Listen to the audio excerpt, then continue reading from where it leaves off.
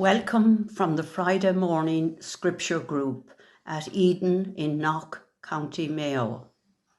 We come now to the Alleluia season, Easter Sunday. Jesus has risen and he invites us into this new life. Now, Canty will share his reading of the Sunday Gospel and Rita McNamara will offer reflection. A reading from the Gospel of John, chapter 20, verse 1 to 9.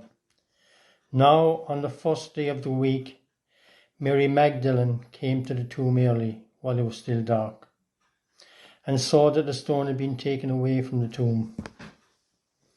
So she ran and went to Simon Peter and the other disciple, the one whom Jesus loved, and said to them, "They have taken the Lord out of the tomb, and we do not know where they have laid him." Peter then came out with the other disciple, and they went toward the tomb. They both ran, but the other disciple outran Peter and reached the tomb first. Then stooping to look in, he saw the linen cloths lying there, but he did not go in. Then Simon Peter came following him and went into the tomb. He saw the linen cloths lying, and a napkin which been on his head, not lying with the linen clothes, but rolled up in a place by itself. Then the other disciple, who reached the tomb first, also went in, and he saw and believed, for as yet they did not know the scripture, that he must rise from the dead. Then the disciples went back to their homes. This is the word of the Lord. Reflection. Today's Gospel reminds us that the journey is not over. The empty tomb causes consternation. Note the women look and see, hinting at their growing understanding. The dawning news is that the empty tomb is not an end, but a beginning. The resurrection is a new beginning, a new promise, a new day, and we greet it with hope. We disciples are to be like the women at the tomb. We follow, we see differently, we are given a new vision and a message to declare. If we fall or fail, it only matters if we don't get up and start over.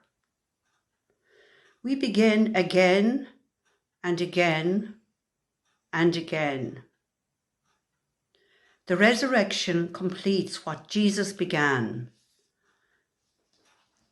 The resurrection of Jesus, who was persecuted, suffered, and died, is God's affirmation that victory does not rest with the world's victors, but with its victims.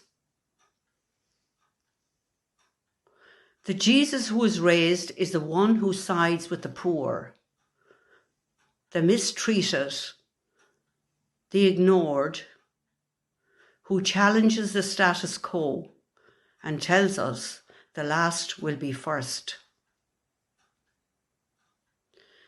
We are challenged to model our lives on this vision of Jesus, to shine light into the darkness and bring hope to an uncertain world.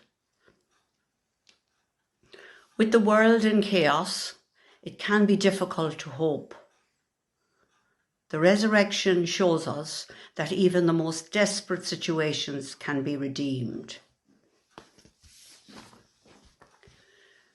Now we will finish with the anthem, Jesus Christ is risen today.